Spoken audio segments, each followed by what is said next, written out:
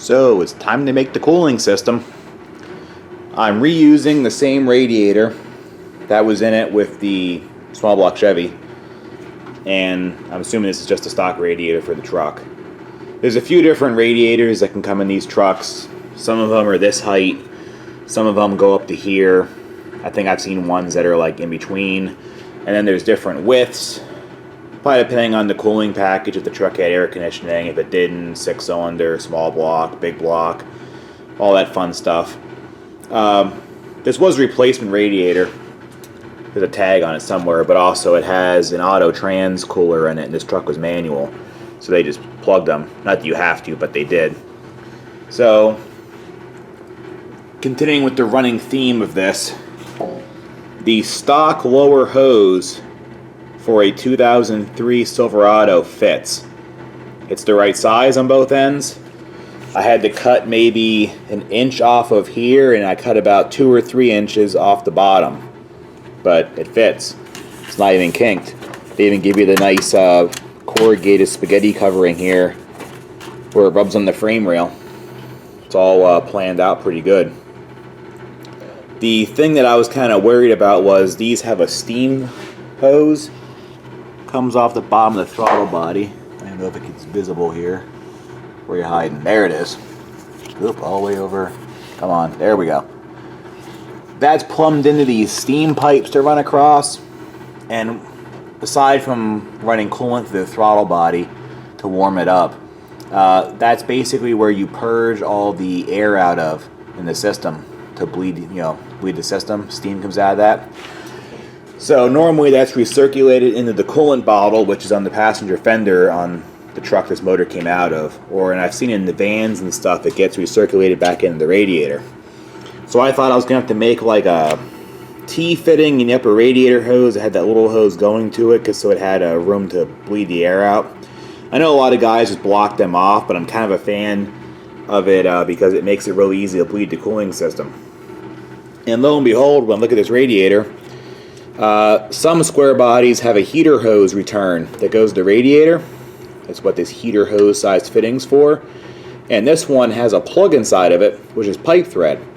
So I should be able to just unscrew this pipe plug and put a nipple in here and run it down to the throttle body, and it'll basically return just like in a stock van application. It'll still see the pressurized side of the cap, which you have to do. You can't just run it to an open bottle because you're going to lose all your coolant pressure through it. So it should work perfectly. So now I have to make the upper hose fit. I also grabbed the upper hose from an 03 Silverado, and it looks pretty promising. These are real goofy how they have them. They just like lay them across everything. There's a thing that holds it. So yeah, the hose looks ridiculous, but this is actually how Chevy did it stock. So that end's correct, of course, because it's for the matching engine. This size is the radiator is 1.5 inches. The hose is 1 3/8 inches. So I'm gonna have to do some rigging on this end, and then I'll make something support the hose so it doesn't just fall over. But that should be a pretty simple solution to getting the radiator to fit. Okay, so I kind of threw it all together. So stock lower 2003 Silverado hose went right on, just shortened it a little. The stock 03 Silverado upper hose went right on, didn't have to cut it at all. I just had to put a piece of pipe in between that goes from 1 3/8 to 1.5 inches. It's just a piece of exhaust pipe, and I put a little bit of a weld lip on it to hold it on, and then just a short piece onto the radiator here. So that works good. I'll probably anchor this to here somehow like I did from the factory. My little steam line worked right. 1/4 inch to the heater hose return on the radiator, which this truck doesn't even use, over to the throttle body. That's all good. Now temporarily I'm just going to bypass the heater hose outlets down there. So you can see this whole side of the engine is getting kind of busy. The whole like AC compressor area. It's like the Winnebago all over again. And they cram too much stuff in this area in the engine. But I saw a lot of swap places like sell this bypass hose like it's something special. It's like in stock at your local AutoZone, probably any auto parts store. Here's the Dayco part number, B87629. The one side's 5/8, the one side's 3/4. You can just plop it right on there. Just have to cut it a little bit. You shouldn't plug those because the engine kind of uses that to circulate the coolant around the thermostat. So this will pretty much make the engine run like it's installed in the truck. You won't have heat, but at least you won't have any kind of air pockets or overheating issues as you just run this hose. Well, the cooling system's operational. I just let the truck run like half an hour and let it bleed. I didn't film that because it's just a truck idling for half an hour to let the cooling system bleed. But it never even really burped and created a mess or anything. It just did what it was supposed to do. I had to pop this hose off and actually fill it through that. For some reason, I don't know, it must be some kind of air-bound issue.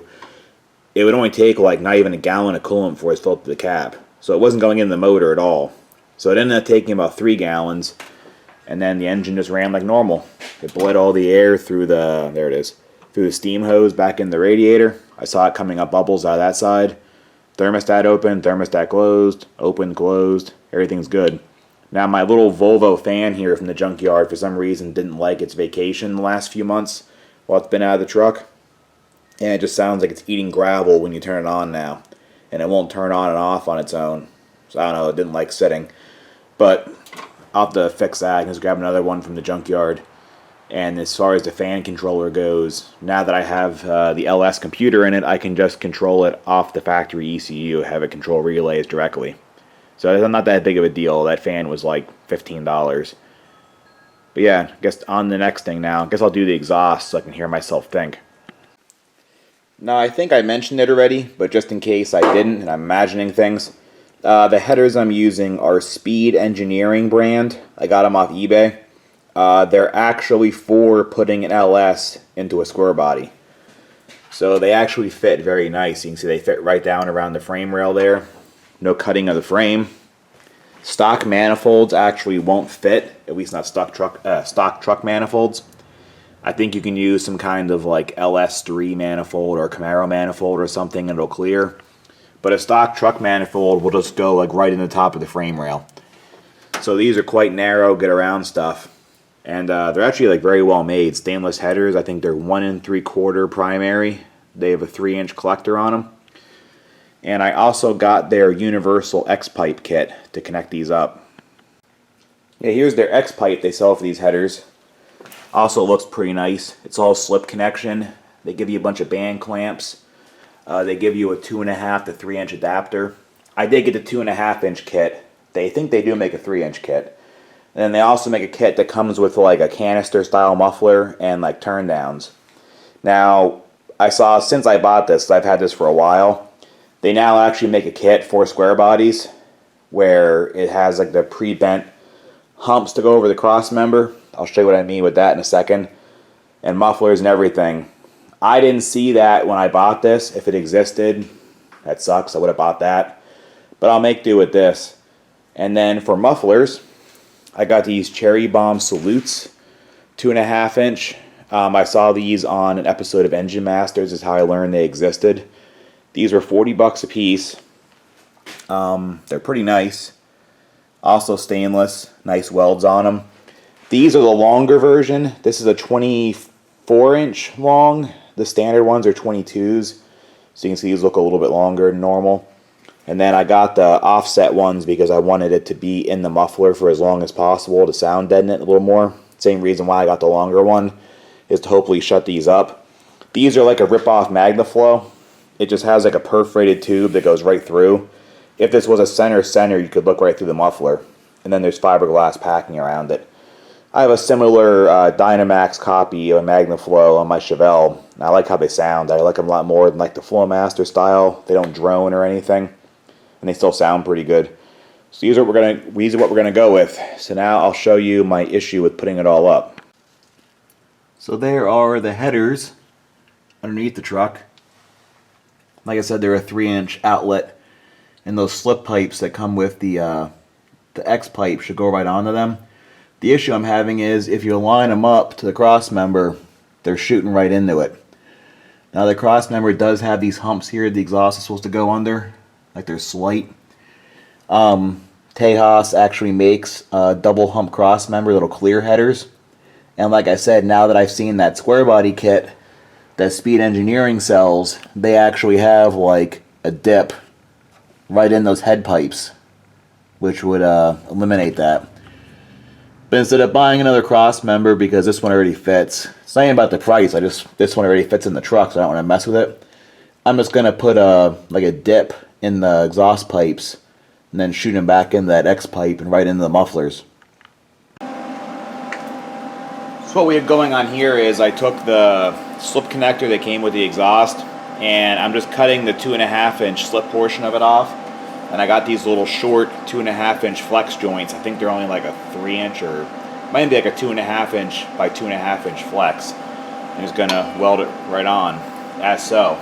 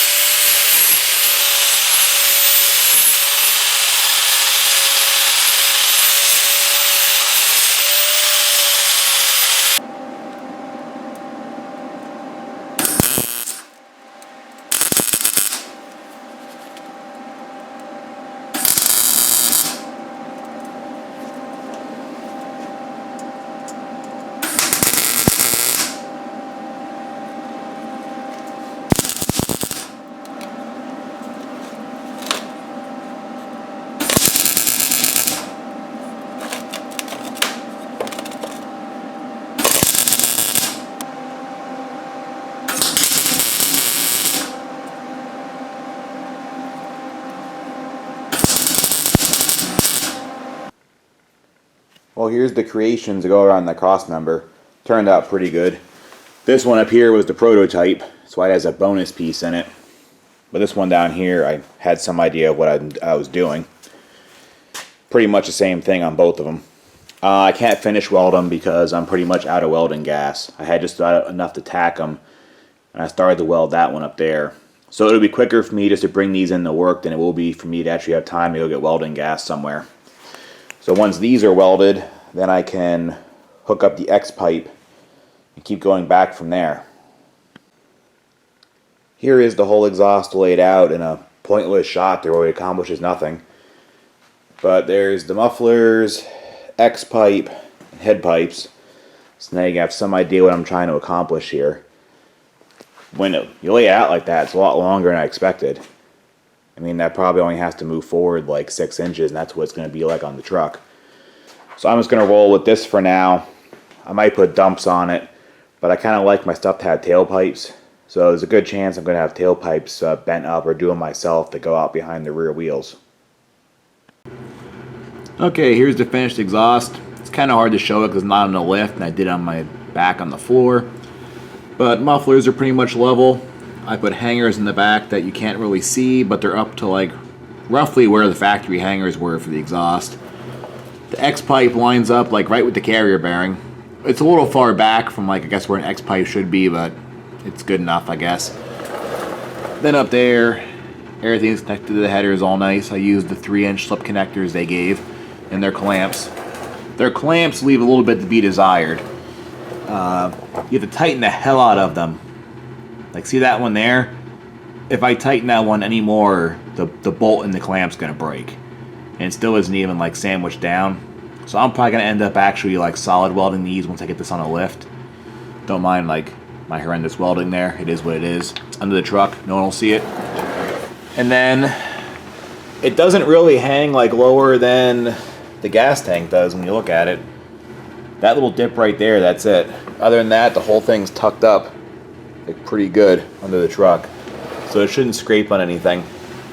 But here I will start it up and show you what it sounds like. It's a lot quieter and it kind of sounds interesting.